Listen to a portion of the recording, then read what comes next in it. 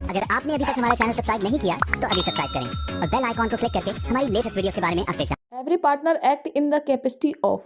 हर partner की capacity क्या होती है? Agent as well as principal, only agent of the firm, only principal of the firm, none of these. काफी important question है, कई बार आता है, तो हमेशा याद रखना पार्टनर एजेंट भी होता है, प्रिंसिपल भी। पार्टनर कोई काम करता है तो बाकी पार्टनर भी उसके किए हुए काम के प्रति जिम्मेदार माने जाते हैं। ओनर के रूप में भी काम कर रहा है, मालिक भी है और वो एजेंट भी है, ठीक है, बाकी सबके प्रति भी कार्य कर रहा है। तो आप हमेशा ए ऑप्शन को टिक करोगे। विच of the following is a contract of indemnity. Contract of indemnity होती है क्षतिपूर्ति, कि जब आपको पैसा वापस मिलता है, ठीक है, माल जल जाता है तो आप पैसा ले आते हो और आते हो। मराइन इंश्योरेंस, समुद्र में माल डूब जाता है तो पैसे दे देती है कंपनी। लेकिन लाइफ इंश्योरेंस, पैसे तो मिलेंगे आपको वापस, लेकिन आपके मरने के बाद मिलेंगे और आपकी लाइफ वापस नहीं आ सकती, ठीक है, इस तरह से भी आप समझ सकते हो। लाइफ इंश्योरेंस में तो कॉन्ट्रैक्ट ऑफ इंडेमिनिटी नहीं हो सकती, कभी भी पैसा एक पूरी तरह से नहीं कर सकता, सिर्फ पैसा ही तो मिलेगा। एक परिवार में से एक मेंबर चला गया है तो क्या धन उसकी कमी को पूरी कर देगा? नहीं कर सकता। तो लाइफ इंश्योरेंस में कॉन्ट्रैक्ट ऑफ इंडेमिनिटी नहीं मिलती। बाकी माल आ जाएगा आपका फायर एंड मैरिन में। तो बी और सी ऑप्शन अगर आपको कहीं दिखे तो आप कर देना। ऑल ऑफ दी अबव हम इसलिए नहीं कर रहे हैं क्योंकि लाइफ है, ठीक है। इन case of life insurance, insurable interest must exist at the time. जब आप लाइफ इंश्योरेंस करते हो, जिंदगी का अपने इंश्योरेंस कर रहे हो, तो उस टाइम पे आपका इंटरेस्ट होना चाहिए। इंटरेस्ट मतलब आपका हित, आप अपने लिए उसे करना चाह रहे हो, अपने परिवार के लिए करना चाह रहे हो। जिस टाइम पे आप पॉलिसी लेते हो ना, तभी आपका होता है। मैच्योरिटी पे तो पॉलिसी टाइम पूरा होगा तो आप जीवित रहोगे या नहीं, तो इसीलिए बोथ नहीं हो सकता। Which of the following also known as contract of assurance. Assurance हो क्या होता है? एश्योरेंस का मतलब होता है विश्वास, ठीक है। तो आपने एक ऐड सुनी होगी, जिंदगी के बाद भी, जिंदगी के साथ भी। तो ऐसा कॉन्ट्रैक्ट ऑफ एश्योरेंस, विश्वास दिलाया जाता है किस में? मराइन हेल्थ या फायर या लाइफ। लाइफ इंश्योरेंस में आपने ये ऐड सुना होगा, जिंदगी के साथ भी और जिंदगी के बाद भी, ठीक है। तो बात आएगी जब भी एश्योरेंस की, एश्योरेंस विश्वास लाइफ इंश्योरेंस में दिलाया जाता है कि भैया आप इंश्योरेंस करा लो, अगर आप नहीं भी रहोगे तो आपकी फैमिली की जिम्मेदारी हमारी। In case of which card holder can spend money only up to the balance in his account. Card holder है, मान लो आपके पास एक कार्ड है, उसमें से आप उतनी ही मनी खर्च कर सकते हैं जितने आपके बैलेंस में है। तो क्रेडिट कार्ड, डेबिट कार्ड, बहुत ही नन ऑफ दिस। तो ऐसा डेबिट कार्ड की सिचुएशन में होता है, आपके अकाउंट में, आपकी सेविंग में जितना पैसा है उतनी ही लिमिट में आप खर्च कर सकते हो। मान लो 50,000 रुपये आपके अकाउंट में पड़े और आपके पास ATM कार्ड है, डेबिट कार्ड है, तो आप 50,000 तक ही पैसा निकाल सकते हो। क्रेडिट में क्या होता है? क्रेडिट में आप 50,000 से ज़्यादा खर्च कर सकते हो और बाद में उसे पे कर सकते हो, ठीक है। तो क्रेडिट, इसे आप ऐसे भी समझे जैसे प्रीपेड बैलेंस नहीं होता, प्रीपेड, और एक होता है मोबाइल में post paid. Post paid, prepaid आपने मान लो 100 रुपये का बैलेंस डलवाया और 100 रुपये तक की बातें आप कर सकते हो, ठीक है। तो ऐसे ही आपका डेबिट कार्ड होता है। पोस्ट पेड सिम नहीं होती, पोस्ट पेड। पोस्ट पेड मतलब कितनी भी बातें करो बाद में बिल भर देना, ऐसा ही आपका क्रेडिट कार्ड होता है। तो अप टू लिमिट तक आप खर्च कर पा रहे हो तो डेबिट कार्ड होगी। Which bank service permits withdrawal of money more than the balance in the account. कह रहा है कि कौन सी बैंक सर्विस है जो आपको ज़्यादा पैसा निकालने देती है जितने आपके बैलेंस में है। मान लो आपके अकाउंट में 10,000 रुपये पड़े हैं, ठीक है, और आप 12,000 निकालना चाहते हो, यानी 2,000 एक्स्ट्रा निकालना चाहते हो, तो बैंक आपको 2,000 एक तरह से लोन दे रही है कि भाई आप ले लो, निकाल लो, हम आपसे बाद में ले लेंगे। तो ऐसा क्या है? बैंक ओवरड्राफ्ट कहलाता है, ठीक है। सेविंग में तो आपके 10 ही थे, आपने ज़्यादा निकाल लिए हैं, तो सेविंग तो है ही नहीं। बैंकर्स चेक भी नहीं होता। फिक्स डिपॉजिट तो ये होता है कि फिक्स टाइम के लिए आप पैसा जमा कर देते हो बैंक में, ठीक है। तो यहाँ बैंक ओवरड्राफ्ट है। ओवर मतलब ज़्यादा निकालना है, ऐसे याद रख लेना, ठीक है, कि आपके बॉक्स में इतने पैसे थे लेकिन आप ज़्यादा निकालना चाह रहे हो, तो ओवर। ओवर मतलब insurable interest must exist at the time of loss only in case of. Insurable का, जो इंश्योरेबल होता है, जो व्यक्ति इंश्योरेंस कराता है उसको बोलते हैं, जिस व्यक्ति ने इंश्योरेंस पॉलिसी ली है ना, उसको इंश्योरेबल बोलते हैं, ठीक है। तो उसका must exist at the time of loss, loss के समय पे उसकी हिस्सेदारी या उसके नाम पे पॉलिसी होनी चाहिए। तो किस में? लाइफ इंश्योरेंस में या फायर इंश्योरेंस में या मराइन इंश्योरेंस में? All of the above. काफी इंपॉर्टेंट क्वेश्चन है और कई बार आता है। नुकसान हुआ है उस टाइम पे पॉलिसी पे किसका नाम था, किस व्यक्ति के नाम थी, ठीक है। ये मैटर सिर्फ आपका मेराइन इंश्योरेंस में करता है। अगर समुद्र से माल भेज रहे हो तो जिस कंपनी ने पॉलिसी कराई है उस माल को भेजते वक्त तो पैसा उसी को मिलेगा, ठीक है। एक माल भेजने वाली भी होती है सेलर कंपनी और एक माल खरीदने वाली होती है, ठीक है। तो जब नुकसान हो रहा है जिस कंपनी के नाम पर है, जो सेलर है, जो बेच रही है, उसने इंश्योरेंस करा रखा माल का, तो बायर को थोड़ी मिल जाएगा, तो सेलर को ही मिलेगा। बाकी देखिए, फायर इंश्योरेंस और लाइफ इंश्योरेंस में अलग अलग सिचुएशन होती है। फायर इंश्योरेंस में कि जब आपने पॉलिसी ली और जब नुकसान हुआ, दोनों में आप एक ही व्यक्ति होते हो। लाइफ में जब पॉलिसी लेते हो तब आपके नाम होती है, बाद में तो आपके मरने के बाद किसी और कोई नॉमिनी को ही मिलती है, ठीक है। At the loss of only in case, at जिस टाइम पे नुकसान होगा, तो इसमें आप मैराइन याद रखोगे। According to the insurer get all the rights against the third party with respect to the subject matter insured after compensating the loss of the insured होता है। इंश्योरर रर यानी गिवर, जो देता है ना वो देने वाला, इंश्योरेंस करने वाला गिवर इंश्योरर होता है, ठीक है। और जिसका इंश्योरेंस किया जाता है वो इंश्योर्ड है, इंश्योर्ड, ठीक है, जिसका इंश्योरेंस किया जा रहा है। तो इन वर्ड में आप कंफ्यूज, इंश्योरर जो कंपनी इंश्योरेंस कर रही है, इंश्योर्ड जिस पर्सन का इंश्योरेंस हुआ है। अब पूछ रहा है कि प्रिंसिपल ऑफ सब्रोगेशन क्या होता है। प्रिंसिपल ऑफ सब्रोगेशन समझिए थोड़ा सा, कि मान लो एक कार है, ठीक है, और कार चोरी हो गई है। अब कार चोरी हो गई है तो इंश्योरेंस कंपनी ने आपको पैसा दे दिया, ये ए है, इसकी कार चोरी है, तो इस कंपनी ने आपको सारा पैसा वापस दे दिया जितने की कार थी। कुछ टाइम के बाद ये कार वापस मिल जाती है, ठीक है। अब कार वापस मिलने के बाद अगर इसको बेच के कुछ प्रॉफिट होता है तो ए का इस प्रॉफिट पे कोई भी राइट नहीं है, क्योंकि वो पहले ही इंश्योरेंस कंपनी से पैसा ले चुका है। तो ये है principle of subrogation. Principle of contribute, मान लो कि ये जो कार थी वो 4 लाख की थी, ठीक है, और ए ने 2 जगह से एक कंपनी थी लिमिटेड, ठीक है, एक थी जेड कंपनी, ठीक है। तो ए ने दोनों कंपनी से इंश्योरेंस करा रखा था, 3 लाख का इंश्योरेंस यहाँ से और 1 लाख का इंश्योरेंस यहाँ से, ठीक है। तो ए को दोनों कंपनी से 4 लाख से एक्चुअल अमाउंट जो लॉस है उससे ज़्यादा पैसा नहीं मिलेगा। ये दोनों लॉस को रेशो में देंगे, ए दोनों से डबल प्रॉफिट नहीं कमा सकता। तो ये होता है प्रिंसिपल ऑफ कंट्रीब्यूशन। एक्चुअल चीज़ जितने की है, एक्चुअल लॉस है, उससे ज़्यादा प्रॉफिट आप नहीं कमा सकते। आप एक साथ 2 या 2 से अधिक कंपनी से बेनिफिट नहीं ले सकते एक ही चीज़ का एक ही टाइम पे। प्रिंसिपल ऑफ मिटिगेशन, अब समझिए ये मिटिगेशन क्या। मान लो कि आपका एक ये गोदाम था, ठीक है, इसमें फायर लग जाती है, आग लग जाती है, तो इसका इंश्योरेंस हुआ पड़ा है, ठीक है। तो आपने इस माल को या इस आग को बुझाने के लिए क्या काम किया? क्या फायर ब्रिगेड को आपने फ़ोन किया? आपने जो कोशिशें की वो दिखनी चाहिए। ऐसा नहीं है कि इंश्योरेंस हुआ पड़ा, सारा नुकसान हो रहा है तो आपने इसको रोकने के लिए कोई प्रयास ही नहीं किया। तो कंपनी आपसे पूछती है जब आपने अपना फ़र्ज़ क्या निभाया उस चीज़ को बचाने के लिए।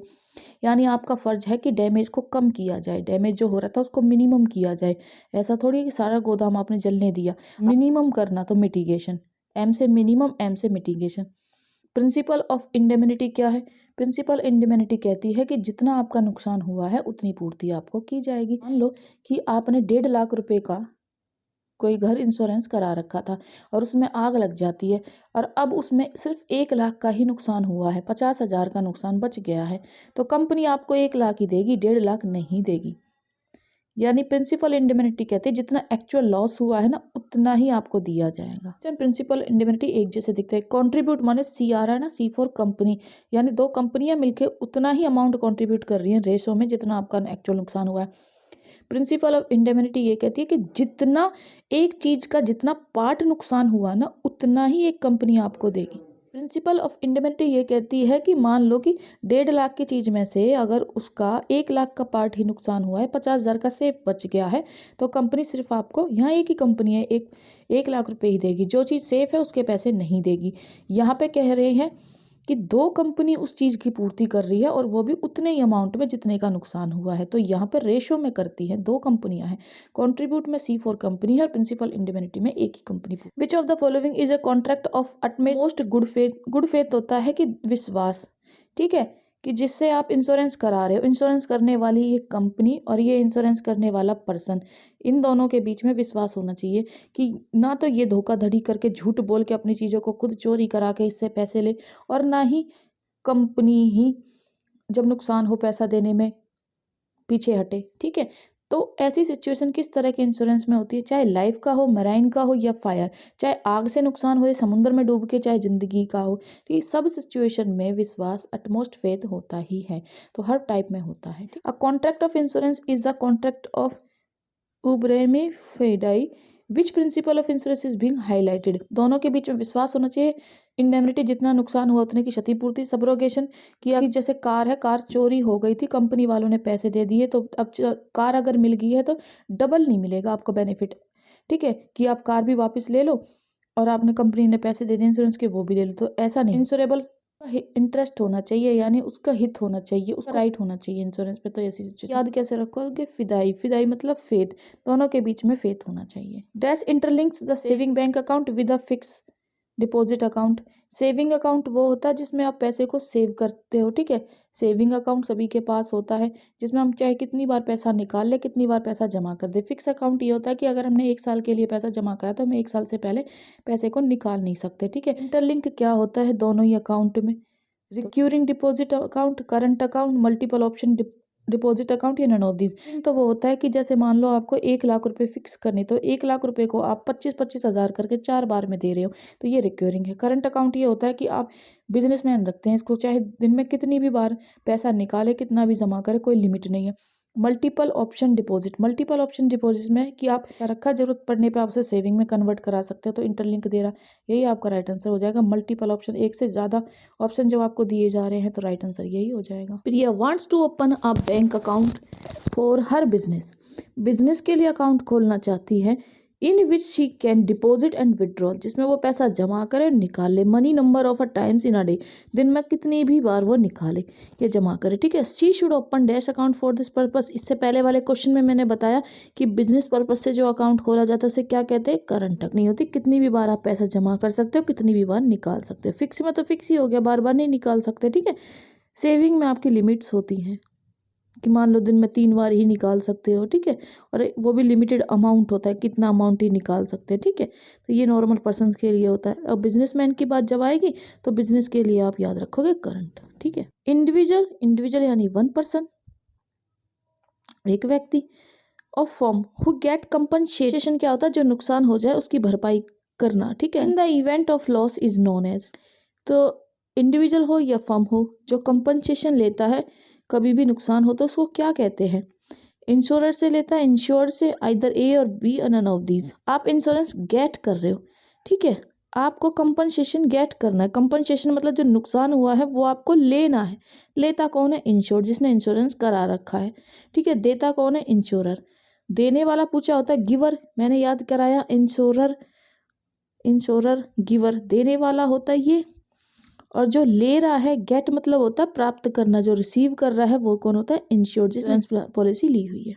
There is a full guarantee by the issuing bank branch about its payment to the paying, so there is no risk of getting dishonoured. तो bank draft, cheque, both A और बी, नन ऑफ दीज। तो right answer क्या है? Bank draft. Bills of exchange में आपने 11th class में पढ़ा होगा, थोड़ा सा रिवाइज कर लेते हैं। जब कोई उधार चीज बेचता है, एक सेलर होता है, ठीक है, जिसको ड्रॉयर बोलते हैं। ड्रॉयर मतलब वो अपनी तसल्ली के लिए एक बिल बना के थाम देता है जिसको उधार बेची है, डेटर्स को, कि इस बिल पे साइन करके दो कि तुम 3 महीने के बाद मुझे पैसा वापस कर दोगे, के बाद पैसा वापस दे दूंगा। इस तरह से ये बिल ऑफ एक्सचेंज कहलाता है।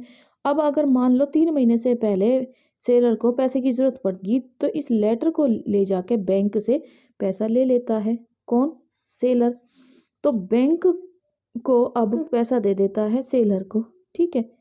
तो अब सेलर वापस पैसा किसको देगा? बैंक को ही देगा। तो पेई वो पर्सन होता है जिसको पैसे वापस देने होते हैं, ठीक है, जिसको पैसे देने होते हैं वही पेई होता है। सनियाम इंश्योर्स, सनियाम इंश्योरेंस कराता है अपने घर का, 4 लाख का कराता है मैक्स इंश्योरेंस कंपनी से, 4 लाख का insurance, and 8 lakh for minimum insurance company, ठीक है, और 8 लाख का वो दूसरी कंपनी से करा लेता है। इनका लॉस, और 4,80,000 का उसे लॉस हो रहा है ना। लायबिलिटी ऑफ मैक्स इंश्योरेंस और मिनी इंश्योरेंस, दो अलग अलग कंपनियों की जिम्मेदारियां क्या होंगी? तो उसको याम को 4,80,000 रुपये का लॉस हुआ है, ठीक है। अब उसकी भरपाई दोनों कंपनी करेंगी। 4 लाख का यहाँ से इंश्योरेंस करा रखा था, 8 लाख का यहाँ, यानी 4:8, यानी 4 से मैं इसको काटूँ तो 1:2 बन जाएगा, ठीक है। अब 4,80,000 को दोनों कंपनी, 4,80,000 को दोनों कंपनी 1:2 में बांट लेंगी, यानी 1/3, 1/3 तो देगी आपकी मैक्स इंश्योरेंस कंपनी, 3 से काट लो, 16 पे कट जाएगा, ठीक है। तो 1,60,000 रुपये तो देगी मैक्स इंश्योरेंस, और दूसरी कितनी देगी? 2/3। तो 4,80,000 को 2/3 से काट लो, 3 से काटो 1,60,000 और 2 से गुना करो 3,20,000। तो इस तरह से आपको डी ऑप्शन देखो 1,60,000 और 3,20,000, 2,60,000 और 3,20,000 दोनों को मिला के देखो तो आपका टोटल कितना होता है? टोटल होता है 4,80,000। जितना आपका नुकसान हुआ था उतना। बैंक डू नॉट पे any interest on current account. देखिए बैंक कभी भी इंटरेस्ट नहीं देता है करंट अकाउंट पर। करंट अकाउंट जो बिजनेसमैन रखते हैं ना, वो दिन में पता नहीं कितनी बार पैसा जमा करते हैं, कितनी बार निकालते। तो ऐसी कैलकुलेशन पे बैंक कोई भी इंटरेस्ट नहीं देता। Rather if compose service charges for running these account, जबकि वो इन सब सर्विसों के लिए चार्जेस उल्टा लेता और है। तो क्या ये बात सही है? ये बात बिल्कुल ठीक है। There is no restriction on number and amount of deposit and withdrawal in case of current account. Restriction होता है प्रतिबंधी, कोई भी मनाही नहीं है कितनी भी बार पैसा बैंक से निकाला जाए, कितनी भी बार रखा जाए करंट अकाउंट के केस में।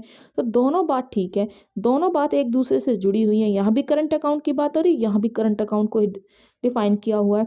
तो हमारा ए ऑप्शन ठीक हो जाएगा कि ए और आर दोनों ठीक है और ट्रू एक्सप्लेनेशन भी देता है। Life insurance is a contract of indemnity. Contract of indemnity नहीं है। According to a principle of indemnity the insured is entitled to recover the extent of the loss suffered by him up to the limit of the amount covered by the policy। जितना insurance person जिसने insurance कराया था, जिसका नुकसान हो गया है, उसको एक्चुअल अमाउंट जितना नुकसान हुआ उतना पैसा पाने का अधिकार है। ये बात बिल्कुल ठीक है। तो हमें ऐसा ऑप्शन ढूंढना है जहाँ पे ए तो फॉल्स हो और बी यानी आर बिल्कुल सही हो, तो डी ऑप्शन राइट हो जाएगा। In case of fire insurance insurable interest must be present at the time of taking of the policy as well at the time of the loss of subject matter.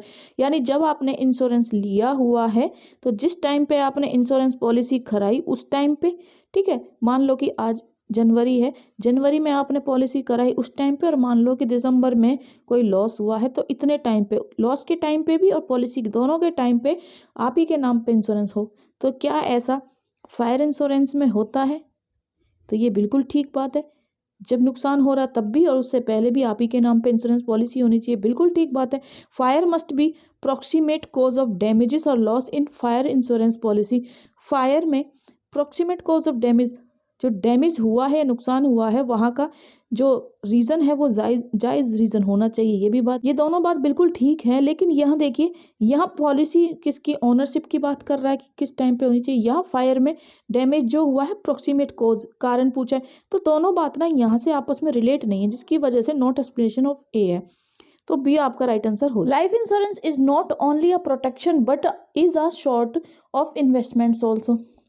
सिर्फ ये protect नहीं करता, investments भी है। मान लो कि आज हम कुछ पैसा इन्वेस्ट करते हैं और 10 साल बाद हम देखते हैं तो वो दुगुना या 3 गुना ट्रिपल टाइम्स हो जाता है। ठीक है कि लाइफ इंश्योरेंस कर रहे हो तो आप मर ही जाओगे।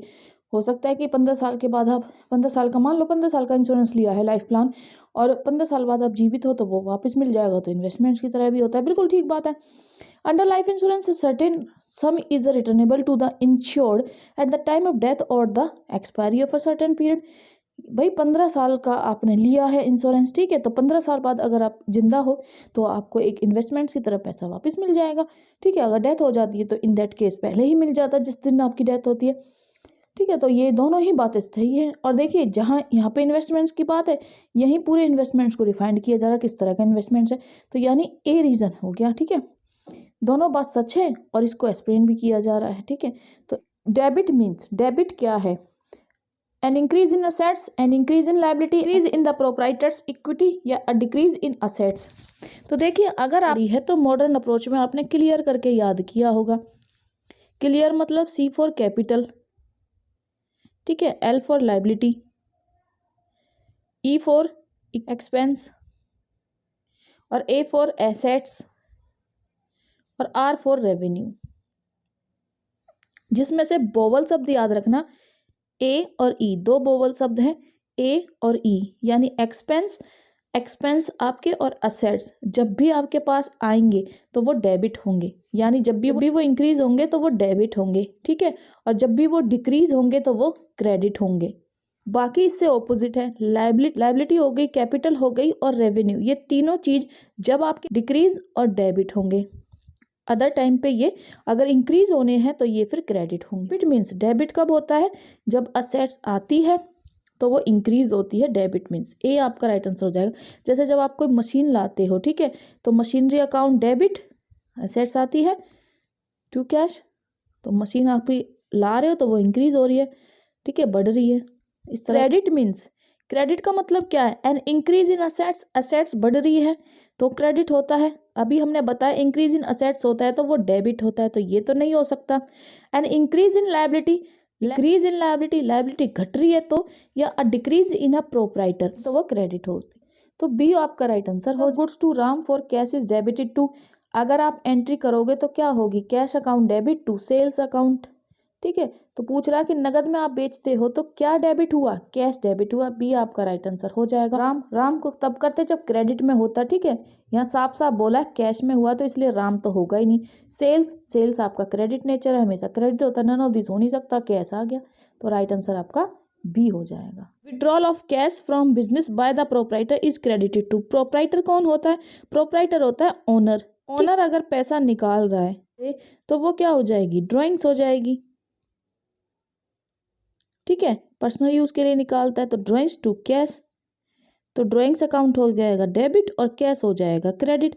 अब पूछ रहा है कि कैश क्या होगा, तो ड्रॉइंग्स को तो डेबिट करेंगे, ये तो होगा नहीं, कैश हो जाएगा, ठीक है। कैपिटल पे कोई फर्क नहीं पड़ेगा, कैपिटल में से आप ड्रॉइंग्स को लेस करोगे बैलेंस शीट में, वो अलग मैटर है, P&L भी नहीं, तो यहाँ पे कैश हो जाएगा क्रेडिट, तो सी राइट आंसर हो। Bank account is a, bank account क्या होता है? Personal account, real account, nominal account, none of these. तो देखिए पर्सनल अकाउंट होता है जितने भी आपके बैंक अकाउंट हैं, ठीक है, कोई पर्सन का अकाउंट है, कोई आउटस्टैंडिंग अकाउंट है, ये सारे किस में आ जाएंगे? पर्सनल अकाउंट में, ठीक है। पर्सनल अकाउंट क्या कहता है? डेबिट द रिसीवर और क्रेडिट द गिवर, ठीक है। तो बैंक या तो आपको पैसा दे रहा होगा या ले रहा होगा, तो ये पर्सनल अकाउंट हो गया। Drawings account is A, drawings क्या है? ड्रॉइंग्स में भी आप पैसा निकालते हो, पर्सनल यूज के लिए पैसा बाहर निकाल रहे हो, ठीक है, पैसा ला रहे हो, ठीक है, निकाल के ला रहे हो, तो यही ड्राइंग्स हो गया। ये सब पर्सनल अकाउंट में आएंगे, तो पर्सनल अकाउंट होता है, कुछ असेट्स आ रही जाती है तो वो रियल में चला जाता, खर्चे या प्रॉफिट लॉस होता तो ये नॉमिनल में आता। Goodwill account is a, goodwill क्या है? गुडविल एक एसेट्स है, और जितनी भी आपकी एसेट्स होंगी ना तो वो सारी कहाँ जाएंगी? रियल अकाउंट में। रियल अकाउंट क्या कहता है? Debit what's come in, debit what comes in, जब भी कम्स इन, और क्रेडिट व्हाट गोज आउट, ठीक है। जब असेट्स आएंगी तो वो डेबिट इसी रूल की वजह से होती है, और जब जाएंगी तो क्रेडिट होती है, ठीक है, ये याद रखोगे। Which of the following account है the credit balance carries inward, inward, carries inward क्या होता है? जब आप कोई परचेज करते हो ना सामान, तो उसको लाते हो ना अपने फैक्ट्री तक, तो जो किराया भाड़ा देते हो ना वो कैरीज इनवर्ड है। कैरीज आउटवर्ड, जब आप अपनी फैक्ट्री से माल को बेचते हो ना और ग्राहक के घर तक छोड़ के आते हो तो किराया भाड़ा देते हो, वो आपका कैरीज आउटवर्ड है। आउटवर्ड मतलब बाहर बेचते वक्त, इनवर्ड मतलब खरीदते वक्त, ठीक है। डिस्काउंट रिसीव्ड हुआ है, या डिस्काउंट आपने किसी से मिला है, आपकी इनकम है, ठीक है, यानी आपकी रेवेन्यू है। और डिस्काउंट अलाउड यानी आपने दिया है तो वो खर्चा है। तो अब यहाँ पूछा जा रहा है आपसे क्रेडिट बैलेंस किसका होता है, तो याद रखिए नॉमिनल अकाउंट क्या कहता है आपका? Debit all expense and losses, और क्रेडिट क्या होगा? सारे रेवेन्यू जहाँ से भी पैसा आ रहा है और प्रॉफिट, ठीक है। तो कहाँ से पैसा आ रहा है? डिस्काउंट रिसीव से पैसा आ रहा है तो वो क्रेडिट होगा, ठीक है, अकॉर्डिंग टू नॉमिनल अकाउंट। तो बी आपका राइट आंसर हो जाएगा। Balance of capital account is shown as, जो बैलेंस होता है कैपिटल अकाउंट का वो कहाँ दिखाया जाएगा? कैपिटल अकाउंट में, लायबिलिटी में, रेवेन्यू में, या नन ऑफ दीज।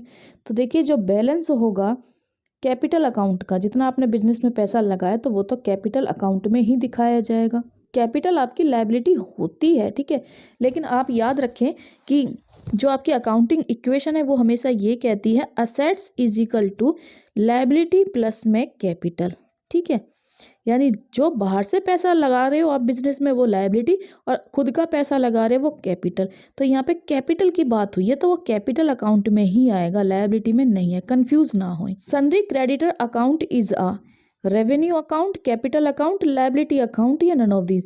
जब सन्ड्री क्रेडिटर्स आप किसी से उधार लेते हो रॉ मटेरियल, जब सप्लायर आपको कुछ सामान दे जाता है उधार, तो ठीक है वो आपकी लायबिलिटी है, आप उसको पैसे चुकाओगे, वापस दोगे, तो क्रेडिटर अकाउंट क्या होते हैं? लायबिलिटी अकाउंट में। ATM facility to withdraw money is an example of, काफ़ी इंपॉर्टेंट क्वेश्चन है। जब आप एटीएम से पैसा निकालते हो तो ये किस चीज़ का एग्जाम्पल है? C2C commerce, B2 B commerce, intra B commerce या B2C कॉमर्स। तो देखिए C2C मतलब होता है customer to customer, customer to customer, एक ग्राहक से दूसरे ग्राहक को चीज़ें देना, ठीक है, जैसे कि OLX पे आप पुरानी चीज़ें बेच देते हो। B2B क्या होता है, बिजनेसमैन टू बिजनेसमैन, जैसे कि एक बिजनेसमैन है कुछ प्लांट्स वगैरह बना रहा है, दूसरे बिजनेसमैन को बेच रहा है एज असेट्स, वो उन्हें यूज़ करेगा, ठीक है। इंट्रा बी कॉमर्स क्या होता है कि एक अकेला ही व्यक्ति है कॉमर्स में, ठीक है, एक अकेला ही, इंट्रा का मतलब एक अकेला ही है बिजनेसमैन, ठीक है। B2B B2C, बी मतलब बिजनेस टू कस्टमर, बिजनेसमैन जब कस्टमर को आम चीज़ें जो जितनी भी बेची जा रही हैं गुड्स, ठीक है, तो ये सारी बिजनेस टू कस्टमर होती है। ATM फैसिलिटी क्या, बिजनेस टू कस्टमर है, यानी बिजनेस कौन, यानी बैंक ने अपना बिजनेस चला रखा है, दिया हुआ है, ठीक है, कि अपने बैंक कि बैंक से आप पैसा निकाल सकते हो, कि बैंक ने दी हुई है एक सर्विस, ठीक है, किसको, कस्टमर्स को, तो B2 कस्टमर्स है, तो राइट आंसर आपका B2C हो। विच of the following is not a merit of e commerce, इनमें से कौन सा गुण ई कॉमर्स का नहीं है, जो ई कॉमर्स नहीं है आपको वो बताना है। Easy of formation and lower investment requirement, आसानी से आप इसकी स्थापना कर लेते हो और कम पैसों में ही आप बिजनेस स्टार्ट कर देते हो, ये तो बिल्कुल ठीक बात है। आपसे नोट पूछा है, ग्लोबल रीच, पूरे वर्ल्ड तक आप जुड़ जाते हो इंटरनेट के माध्यम से, ये भी बात ठीक है। मोर अपॉर्चुनिटी फॉर इंटरपर्सनल टच, क्या आप इंटरपर्सनल टच मतलब लोगों से जुड़ पाते हो व्यक्तिगत रूप से, पर्सनल टच है इसमें, नहीं, ठीक है, इसमें पर्सनल टच नहीं होता। मूवमेंट टुवार्ड्स ए पेपरलेस सोसाइटी, और हाँ पेपरलेस होता है, जो भी काम है ऑनलाइन ही हो जाता है, ऑनलाइन मैसेज आ जाता है, तो पेपर वेस्ट नहीं होता, पेपरलेस है, ये भी ठीक है। लेकिन more opportunity for interpersonal touch नहीं है, और यही पूछा गया है, तो note. Quikr and OLX are example of which of the following category of e business, B2C, intra B, C2C या B2B। तो देखिए कस्टमर से कस्टमर को दी जाती है, OLX पे, क्विकर पे पुराना सामान बेचा जा रहा है, यानी बेचने वाला भी एक तरह से कस्टमर है जो सामान को पहले यूज कर चुका है, और खरीदने वाला भी एक तरह से कस्टमर है, ठीक है, तो C हो जाएगा right answer C। Creating blocks to form various consumer forums and pressure group through which an agreed customer can share his experience about a product is an example of। देखिए यहाँ भी consumer है और यहाँ भी customer है, ठीक है, C2C है, दोनों में कंज्यूमर है, कंज्यूमर से कंज्यूमर के बीच कुछ भी डील हो, कोई भी सर्विस हो, कुछ भी शेयर करे, तो यहाँ C2C आ जाएगा, ठीक है, तो राइट आंसर आपका B हो जाएगा। B commerce transactions may be conducted for intra, intra मतलब सिर्फ कॉमर्स के अंदर ही, इंट्रा मतलब बिजनेस के अंदर ही बात हो रही है, ठीक है, तो human resources management, inventory and cash management, selling distribution of goods या आफ्टर सेल सर्विस। देखो ह्यूमन रिसोर्सेज मैनेजमेंट आप बिजनेस में लगाते हो, इंसानों को काम पे रखते हो एसेट्स की तरह, ठीक है, जब आप लेबर को यूज़ कर रहे हो एसेट्स की तरह ही यूज़ करते हो, लेबर आपके लिए पैसा कमा के दे रही है, तो ये भी इंट्रा बिजनेस की बात है। इन्वेंट्री और कैश बैलेंस मैनेजमेंट, पैसा लगा रहे हो, माल लगा रहे हो, ये भी बिजनेस के अंदर की बात है, तो ए और बी दोनों हो सकता है, ठीक है। डिस्ट्रीब्यूशन ऑफ गुड्स तो आपको कस्टमर को बेचनी पड़ेंगी, तो ये B2C हो जाएगा, ये नहीं हो सकता। आफ्टर सेल सर्विस भी कस्टमर को देनी पड़ेंगी, तो इसलिए ये भी नहीं हो सकता, तो ठीक है, अगर देखा जाए तो ये दोनों आंसर ठीक है। Pankaj has been recently promoted to 12th class में एक बच्चा चला गया। She sold her books of 11th class on WW buy and sales book, does it is an example. तो उसने कोई ऑनलाइन कोई साइट बना के वहाँ से अपनी 11वीं की बुक्स बेच दी हैं, तो ये किस तरह का बिजनेस है, B2B, क्या उसका रेगुलर काम है, बिजनेस चल रहा है क्या बुक बेचने का, B2C तो नहीं होगा। इंट्रा बिजनेस, बिजनेस की तो बात ही नहीं है, वो तो एक बच्चा है जो इरेगुलर हमेशा थोड़ी बेचता है, एक बार प्रमोट हुआ तब बेच दिए, तो ये कस्टमर टू कस्टमर कॉमर्स हो जाएगा, ठीक है, कस्टमर ने दूसरे कस्टमर को सामान बेच दिया है। Service of animation and design outsources to India is an example of, कोई सर्विस दी जा रही है एनिमेटेड डिज़ाइन की, ठीक है, आउटसोर्स बाहर से दी जा रही है, तो ये क्या है, KPO है या BPO है, बोथ है या नन ऑफ दीज। तो पहले तो आप समझ लो BPO में क्या है, बिजनेस प्रोसेसिंग आउटसोर्स होता है, ठीक है, बिजनेस प्रोसेसिंग आउटसोर्स, यानी बाहर से आपको माल बना के दे दिया जाता है जिसे आप बिजनेस कर सकते हो, इस तरह से समझ लो। KPO में क्या होता है, नॉलेज, कि आप सिर्फ एक तरह से अपने ज्ञान को सर्विस के रूप में दे देते हो, ठीक है, अपनी नॉलेज को दे देते हो सामने वाले को ताकि वो बिजनेस कर सके। KPO की फुल फॉर्म याद रखना, यहाँ से क्वेश्चन बनता है, नॉलेज प्रोसेसिंग आउटसोर्सिंग, ठीक है। बाहर वाले जब अपने ज्ञान को आपको दे देते हैं, बदले में पैसा कमाते हैं, ठीक है, जिसकी हेल्प से आप भी अपना काम कर लेते हो। तो यही देखो, सर्विस ही तो दी जा रही है, नॉलेज दी जा रही है, उसको एनिमेशन और डिज़ाइन की नॉलेज है, वो इंडिया में दिया जा रहा है, तो ये KPO हो जाएगा। ठीक है, अगर गुड्स होती तो याद रख लेते, वो BPO हो जाता, और सर्विस है तो वो KPO है। ठीक है, BPO contracted to a companies neighbouring country is called. जब BPO कॉन्ट्रैक्ट किया जा रहा है पड़ोस की कंपनियों से, ठीक है, तो वो क्या कहलाएगा? Outsourcing and BPO contracted with the companies on country is that's outsourcing. जब बाहर की कंपनी से किया जाएगा पड़ोस के देश के साथ, तब वो क्या कहलाता है? तब ये कहलाया जाएगा नियर शोर। ठीक है, पास में दूसरी कंट्री के। ठीक है, और जब ये किया जाएगा अपनी ही कंट्री के साथ, तो ये कहा जाएगा ऑन शोर। तो C आपका राइट आंसर हो जाएगा।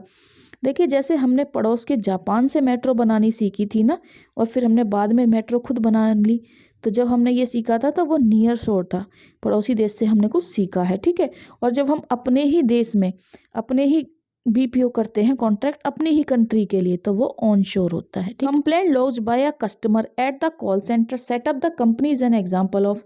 देखिए, कंप्लेंट की जा रही है कस्टमर के द्वारा, और किसको? कॉल सेंटर यानी बिजनेस को। ठीक है, तो ये कैसी डीलिंग है? यानी एक तो यहाँ पे बिजनेस है और दूसरा कस्टमर है, तो B2C हो गया। तो B2C देख लीजिए, B2C कॉमर्स। ठीक है, तो राइट आंसर आपका ये हो गया।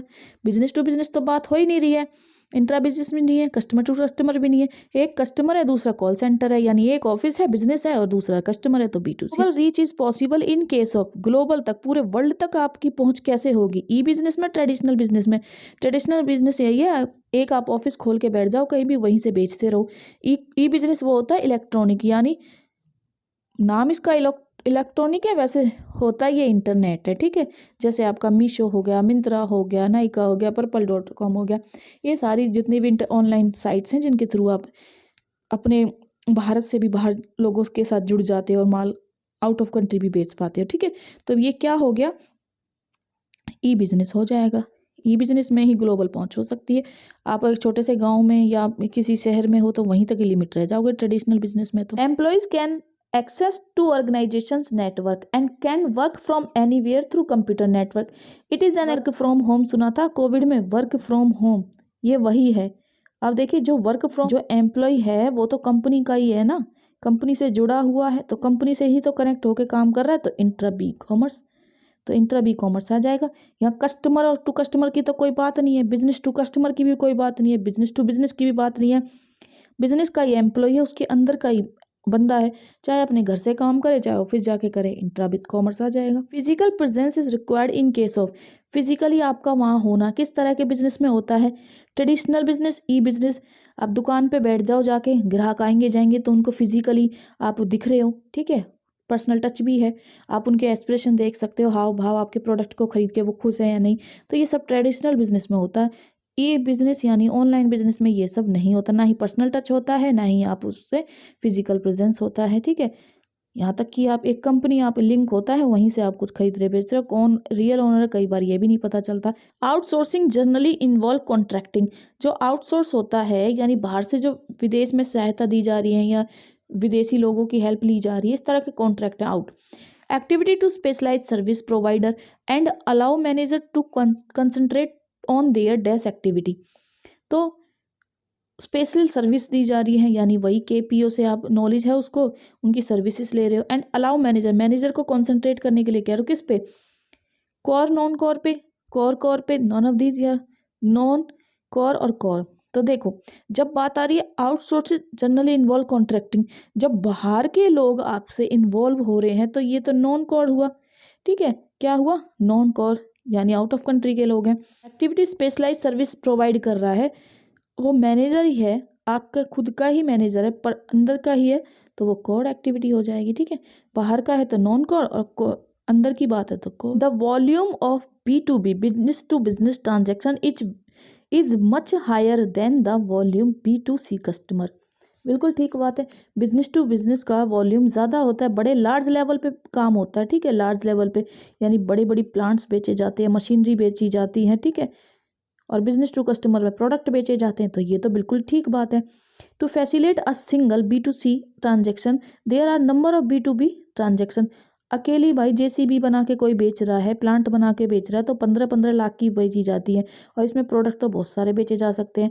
तो दोनों ही बात ठीक है, और ये पहली वाली बात, ये दोनों आपस में रिलेट हैं, तो दोनों ठीक भी हैं और उसकी एक्सप्लेनेशन भी है। तो ए राइट आंसर आपका हो जाएगा। Under E business communication can flow in any direction. जब ई बिजनेस आप करते हो तो उसमें कहीं से भी किसी के भी साथ कम्युनिकेशन हो सकता है, किसी भी डायरेक्शन में। ऑनलाइन बिजनेस आप कर रहे हो तो चाहे तो आप कस्टमर से एक चेन में बात जेंटल, या आप इस तरह से भी बात कर सकते हैं, ऊपर से नीचे हायरार्की में वर्टिकल, या फिर क्रॉस डायगोनल भी हो सकता है। तो किसी भी टाइप का कम्युनिकेशन हो सकता है, ये तो बिल्कुल ठीक बात है। The high transaction risk in e business due to lack of personal contact between the parties. Risk भी होता है ई बिजनेस करने में, क्योंकि दोनों पार्टी के बीच में पर्सनल कॉन्टैक्ट नहीं हो पाता, ये भी बिल्कुल ठीक बात है। देखिए दोनों चीज़ें ठीक हैं, यहाँ भी बहुत ए आर ट्रू, यहाँ भी बहुत ए आर ट्रू, तो दोनों चीज़ें क्या एक दूसरे से रेट हैं। यहाँ बात कम्युनिकेशन की हो रही है, यहाँ बात रिस्क की, पार्टी की पर्सनल टच की हो रही है। अगर कम्युनिकेशन को ही यहाँ एक्सप्लेन कर देता तो ए ऑप्शन हो जाता, बल्कि यहाँ पे कम्युनिकेशन के साथ रिस्क की दूसरी बात चालू कर दी, तो बी आपका राइट आंसर हो जाएगा। E business and outsourcing are referred to as the emerging modes of business. Emerging modes, ठीक है। ई बिजनेस हो चाहे आउटसोर्सिंग हो, दोनों ही बिजनेस से जुड़े हुए हैं, बिल्कुल ठीक बात है। These are the ways to conducting the business according to the recent trend taking place. जिस तरह की आज के टाइम में ज़रूरत है उसी के हिसाब से बिजनेस कंडक्ट किया जाता है, ठीक है। क्योंकि भैया अगर हमसे कोई चीज़ नहीं बन पा रही है तो हम बाहर से बनी बनाई ऑर्डर कर लेते हैं, उसको यूज़ कर लेते हैं। तो हम बाहर वालों की जब हेल्प ले लेते हैं तो आउटसोर्सिंग यूज़ कर सकते हैं, ठीक है। तो दोनों बातें ही ठीक हैं, और ये एक्सप्लेनेशन भी कर रहा है, तो ए आपका right answer. Cash memo is prepared when goods are sold. जब चीज़ें आप बेच रहे हो कैश में तो क्या बनाओगे, ऑन क्रेडिट, ऑन कैश, या दोनों, या नन ऑफ दीज। जब आप कैश में ही बेच रहे हो तो कैश मेमो बनाओगे ना। कैश में कुछ चीज़ बेचते हो तो उसका बिल ही तो बनाते हो, ठीक है। एक अपने पास रख लेते, दूसरी कॉपी सामने वाले को दे देते हो, तो यही तो है कैश मेमो, ठीक है। Cash memo is a source voucher for purchaser of goods. Cash memo एक सोर्स है, सोर्स वाउचर है। सोर्स वाउचर होता है एविडेंस, यानी आपके पास कोई बिल है या सबूत है कि आपने सामान खरीदा है, ठीक है। और फॉर परचेजर ऑफ गुड्स, सामान खरीदने वाले के पास एक जो बिल होता है ना, वो एक सोर्स वाउचर होता है। फॉर कैश परचेजेस, ये कैश परचेज में मिलता है। फॉर क्रेडिट परचेज, या फॉर क्रेडिट सेल्स, या फॉर कैश सेल्स। तो भाई बिल तो आपको तभी मिलेगा जब आपने कैश परचेज किया हो, तो ये क्या आ जाएगा, for cash purchases. Invoice is a source voucher for seller of goods. Invoice भी एक सोर्स वाउचर होता है सेलर ऑफ गुड्स, जो बेच रहा है उसके पास भी, ठीक है। इनवॉइस होती है वो ऑर्डर की कॉपी जो आपने दी थी सामान का ऑर्डर करते वक्त, ठीक है। तो for cash sales, for credit purchase, for credit sales, cash purchases. तो इनवॉइस अभी आपके पास जो ऑर्डर की जो कॉपी है वो क्रेडिट सेल्स में एक वाउचर के काम पे आएगी, कि देख लो जब आपने उधार माल बेच दिया है तो आपके पास सबूत क्या होगा कि आपने सामान बेचा है, तो वो इनवॉइस ही होगा, क्योंकि कैश तो है ही नहीं आपके पास, कैश मेमो तो बना ही नहीं, क्योंकि आपने माल उधार बेचा है, ठीक है। Invoice is a source voucher for purchases of goods. अब यहाँ पे जो आदेश लिया जा रहा है वो सामान खरीदते वक्त किया जा रहा है, ठीक है, तब वो सोर्स वाउचर है। तो कैसे करोगे, for cash purchase, for cash sales, या फॉर क्रेडिट सेल, या फॉर क्रेडिट परचेज। तो देखिए जब बात परचेज की आ रही है तब इनवॉइस है, तो वो परचेज क्रेडिट इनवॉइस हो जाएगा, ठीक है। अब यहाँ पे कैश होता है इनवॉइस की जगह तो वो कैश बिल हो जाता, मेमो हो जाता, ठीक है। इनवॉइस है तो वो क्रेडिट परचेज है, ऐसे ही बेचते वक्त बेचने वाला था। Accounting voucher is a prepared from. Accounting जो वाउचर बनाया जाता है वो कहाँ से बनाया जाता है, सोर्स वाउचर से, जनरल एंट्री से, बोथ से, या नन ऑफ दिस से। तो जब भी बात अकाउंटिंग वाउचर की आएगी वो सोर्स वाउचर से बनाया जाएगा। वाउचर टू वाउचर याद रख लेना, इंपॉर्टेंट क्वेश्चन है, कई बार आया हुआ है। If purchaser of goods return them he will prepare. अगर कोई गुड्स परचेज करता है, पहले सामान खरीद के लाए, आप परचेज कर रहे हो सप्लायर से, ठीक है। तो सप्लायर से माल कुछ खरीद के लाए, फिर आपको पसंद नहीं आया, फिर आप उसे रिटर्न कर रहे हो, तो फिर वहाँ पे आप क्या बना के दोगे, तो आप परचेज से याद रख लेना, परचेज हमेशा डेबिट होता है, तो आप वहाँ डेबिट नोट बनाओगे, ठीक है। जब बात आएगी परचेज रिटर्न की, ठीक है, आप माल वापस कर रहे हो तो आप वहाँ डेबिट नोट बनाओगे। If sales received back to the goods sold, ठीक है, उसे माल वापस मिल गया है जो बेचा था, ठीक है, तो ये गुड्स रिटर्न आ गई हैं, वापस आ गई हैं, तो कैसी रिटर्न है, सेल्स रिटर्न है। तो बेचा हुआ माल वापस आ गया है, बेचा हुआ माल वापस आ जाना क्या है, सेल्स रिटर्न। ठीक है, अब कौन सा नोट बनाया जाएगा, तो आप ऐसे याद रख लेना, जब बात सेल्स की आएगी तो सेल्स का नेचर क्रेडिट होता है तो क्रेडिट नोट बनाया जाएगा। तो यहाँ पे क्या आ जाएगा, क्रेडिट नोट। तो जब बात आएगी सेल्स रिटर्न की, SR, तो क्रेडिट नोट। ठीक है, और जब बात आएगी परचेज रिटर्न की बात, PR, तो आप डेबिट नोट याद रखोगे। ठीक है, परचेज डेबिट होता है इसलिए डेबिट याद रख लेना, सेल्स क्रेडिट होता है इसलिए क्रेडिट दिमाग में। इज प्रिपेयर्ड फॉर, वाउचर कब बनाया जाता है, कैश और क्रेडिट परचेज होता है जब, और क्रेडिट सेल्स हो तब, कैश रिसीव्ड या पेड हो, ऑल ऑफ दीज। तो वाउचर क्या होता है, वाउचर तो आप चाहे आप कैश करो, चाहे क्रेडिट परचेज करो, चाहे उधार में करो, चाहे आपने पैसा मिला, तो हर चीज़ का आप वाउचर बनाते हो, एंट्री तो करते ही हो, तो ऑल ऑफ दीज आएगा। Cash memo is a source voucher, an accounting voucher, neither A और B और बोथ A और B।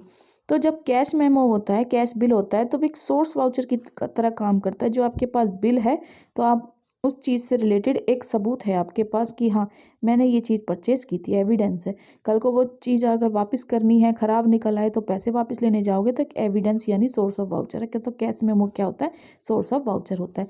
Invoice is a source voucher for invoice, यानी एक आदेश, यानी जो ऑर्डर की कॉपी थी वही है ये। तो ये कब काम आएगी, कैश परचेज में या क्रेडिट परचेज में। तो कैश परचेज में, क्रेडिट में A और B, और नाइदर A और नॉर B। तो देखिए जब इनवॉइस है, ऑर्डर की कॉपी है, तो कैश परचेज होता तो कैश मेमो होता आपके पास, तो ये तो है ही नहीं, तो क्रेडिट परचेज में ही काम आता है। ठीक है, तो इनवॉइस कब काम आएगा, क्रेडिट परचेज में, क्रेडिट में ही इनवॉइस काम आता है। Books of account are written on the basis of, जो बुक्स ऑफ अकाउंट बनाई जाती है वो किसके बेस पे बनाई जाती है, सोर्स डॉक्यूमेंट या अकाउंटिंग वाउचर या बोथ या नन ऑफ दिस। तो देखिए जब बात आएगी बुक्स ऑफ अकाउंट्स की, तब वो अकाउंटिंग वाउचर्स के बेस पे बनाई जाती है। ठीक है, credit note is prepared when credit is given to the account, when debit is given to the account, both A or B, none of these। तो क्रेडिट नोट कब बनाया जाता है, when credit is given to the account, जब उधार माल दिया जाता है तो क्रेडिट नोट बनाया जाता है। ठीक है, उधार माल दिया जाता है, याद आया, उधार माल बेचा, सेल्स, तो सेल्स हो या सेल्स रिटर्न हो तब आप क्रेडिट नोट बनाते हो, याद आया। तो ये when goods are sold on credit, जो सामान है वो उधार बेचा जा रहा है, सेलर प्रिपेयर, तो सेलर क्या बनाएगा, कैश मेमो तो बना ही नहीं सकता क्योंकि माल उधार बेचा गया, तो इनवॉइस ही बनाएगा। जब क्रेडिट की बात आ जाएगी बेचने खरीदने की, तो वहाँ इनवॉइस बनता है, अकाउंटिंग वाउचर भी नहीं होगा, नन ऑफ दीज भी नहीं। राइट आंसर क्या हुआ, invoice. When goods are purchase against cash, goods जो है परचेज की गई हैं वो भी cash, the purchaser will get, तो जो खरीदने वाला उसको क्या मिलेगा, cash memo, invoice, accounting voucher या नन ऑफ दीज।